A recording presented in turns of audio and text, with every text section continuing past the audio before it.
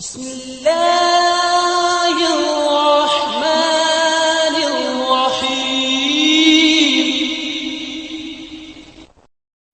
پینڈو history blog میں آنے والے خواتین و حضرات کو السلام علیکم۔ دوستو، جیسا کہ ہم سب جانتے ہیں کہ انسان کو آدم کیوں کہا جاتا ہے؟ جی ہاں، انسان کو آدم اس لیے کہا جاتا ہے کیونکہ ہم سب حضرت آدم علیہ السلام کی اولاد میں سے ہیں۔ اللہ رب العزت نے اس دنیا اور اس کے جیسے اور بھی بہت سے سیاروں کو وجود میں لانے کے بعد حضرت آدم علیہ السلام کو اس دنیا میں بھیجا۔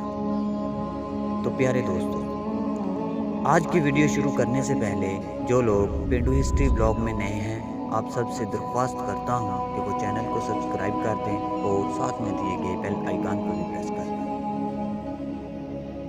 تاکہ ہماری ہر نئی آنے والی ویڈیو سب سے پہلے آپ تک پہنچے۔ تو چلتے ہیں ویڈیو کی طرف۔ جب انسان نے پہلے پہل اس زمین پر قدم رکھا تو اللہ نے انسان کو دنیا میں بھیجنے سے پہلے انسان کے زندہ رہنے کے لیے تمام سامان پیدا فرمایا۔ ہوا، پانی، آگ اور مٹی یہ انسان کی بنیادی ضرورت تھی۔ اس کے بغیر تو انسان زندہ ہی نہیں رہ سکتا۔ انسان کے جسم میں قوت پیدا کرنے کے لیے کھانا بھی ضروری تھا۔ اس کے لیے اللہ نے پھل، پھول، میوے، پودے، ہرے بھرے درخت پیدا کیے۔ اس کے علاوہ سر اٹھائے بلند و بالا پہاڑ، رواں دواں گنگناتے ہوئے چشمے، پل کھاتے دریا، بے کرا سمندر، چاند، سورج، ستارے، غرض کے ہر وہ چیز جو انسان کے زندہ رہنے کے لیے ضروری تھی پیدا کی۔ ان سب چیزوں کے علاوہ انسان کے آرام اور سہولت کے لیے اور چیزوں کی بھی ضرورت تھی۔ زمین و آسمان کے اندر بے شمار چھپے ہوئے خزانے اور وسائل ہیں، مثلاً لوہا، چاندی، تیل، کوئلہ اور گیسیں۔ یہ تمام چیزیں انسان کی ضروریات کی ہیں۔ ان سے انسان فائدہ حاصل کرتا ہے۔ ان تمام چیزوں کو زمین کے اندر سے نکالنے اور دریافت کرنے کے لیے ایک ایسی ذی عقل اور علم رکھنے والی ہستی کی ضرورت تھی جو ان تمام چھپی ہوئی چیزوں اور اوجل چیزوں کو ڈھونڈ کر نکال سکے اور اپنے لیے کارآمد بنا سکے۔ یہی وہ ہستی ہے جسے انسان کہا جاتا ہے۔ انسان کو اللہ نے عقل اور سوچنے سمجھنے کی صلاحیت عطا کی، پھر دنیا میں بھیجا۔ سب سے پہلے انسان حضرت آدم علیہ السلام تھے۔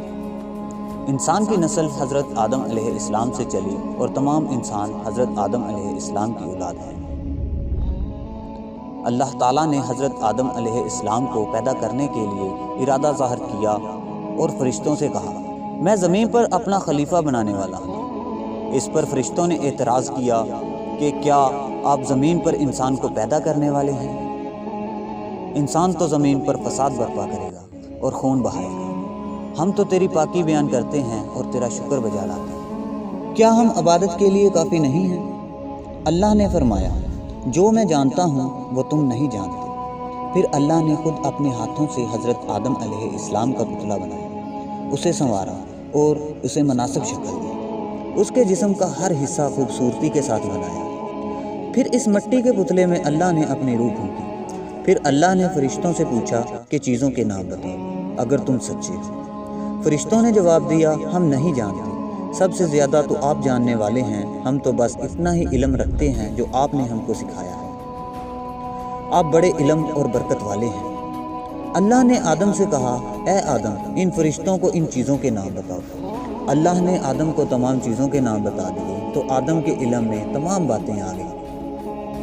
آدم نے ان چیزوں کے نام بتا دیے تو اللہ نے فرشتوں سے کہا، کیا میں تم سے نہیں کہتا تھا کہ میں آسمانوں اور زمینوں کے اندر سب پوشیدہ باتوں کو جانتا ہوں اور جو کچھ ظاہر کرتے ہو اور چھپاتے ہو وہ سب کا علم رکھتا ہوں۔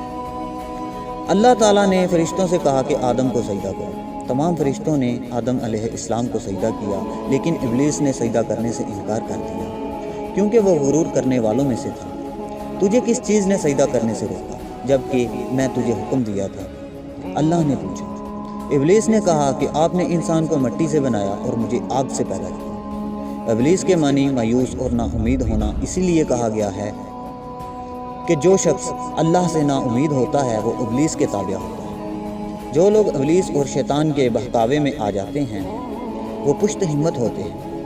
جو فرائض ان کے ذمہ ہوتے ہیں وہ ادا نہیں کرتے اور ذلیل و خوار ہوتے ہیں۔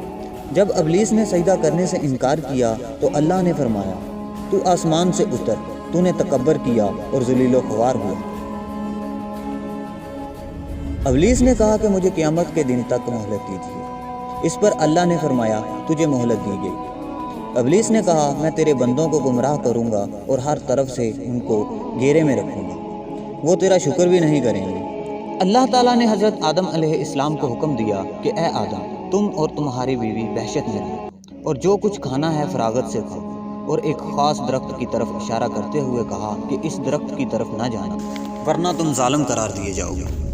چنانچہ آدم اور حضرت بی بی حوا آرام سے رہنے لگی۔ تو شیطان نے دونوں کے دلوں میں وسوسہ ڈالا کہ تمہارے رب نے تم دونوں کو اس درخت کے قریب جانے کے لیے منع فرمایا کہ کہیں ایسا نہ ہو کہ تم ہمیشہ ہمیشہ کے لیے زندہ رہنے لگو۔ میں تمہارا خیر خواہ ہوں اور تم دونوں کی بھلائی چاہتا ہوں۔ شیطان کے فریب میں آ کر حضرت آدم اور حوا نے درخت کا پھل چکھا تو دونوں بہشتی لباس سے محروم ہو گئے۔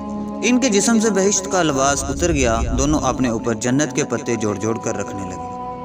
ان کے رب نے ان کو پکارا اور کہا کیا میں تم دونوں کو اس درخت کے قریب جانے سے منع نہیں کیا تھا اور یہ نہ کہا تھا کہ شیطان تمہارا دشمن ہے؟ حضرت آدم اور حوا دونوں سے غلطی ہوئی، انہوں نے اللہ کا حکم نہیں مانا۔ اس غلطی پر دونوں کو سخت ندامت ہوئی۔ آدم نے اللہ سے معافی طلب کی اور دعا کی، اے میرے رب، ہم نے اپنے نفس پر ظلم کیا، اگر آپ ہم پر رحم نہ کریں اور ہماری مغفرت نہ کریں تو ہم نقصان اٹھانے والوں میں ہوں گے۔ آدم اور حوا کو زمین پر اتار دیا اور کہا کہ تم ایک دوسرے کے دشمن رہو گے اور ایک خاص وقت تک تم دونوں کو زمین پر رہنا ہے۔ میری طرف سے کوئی ہدایت آئے تو جو شخص اس ہدایت کو مانے گا نہ انہیں کسی بات کا اندیشہ ہوگا اور نہ کوئی غم۔ جو میری نصیحت سے منہ موڑے گا اس کے لیے دنیا میں زندگی تنگ ہوگی اور قیامت کے روز اس کو اندھا اٹھائیں گے۔ جب حضرت آدم علیہ السلام آسمان سے اتر کر زمین پر آئے تو وہ فرشتوں کی پاکیزہ باتیں سننے سے محروم ہو گئے، اس لیے دل اداس رہنے لگا۔ آپ نے اللہ سے دعا کی اور عرض کیا کہ میں فرشتوں کی صحبت سے محروم ہو گیا ہوں۔ اس پر اللہ نے فرمایا آپ مکہ معظمہ جائیں، وہاں میرا گھر تعمیر کریں، اس کا طواف کریں اور نماز پڑھیں۔ چنانچہ آپ علیہ السلام جبرائیل امین کے ساتھ مکہ معظمہ گئے، وہاں کعبہ کی بنیاد رکھی، نماز پڑھی اور طواف کیا۔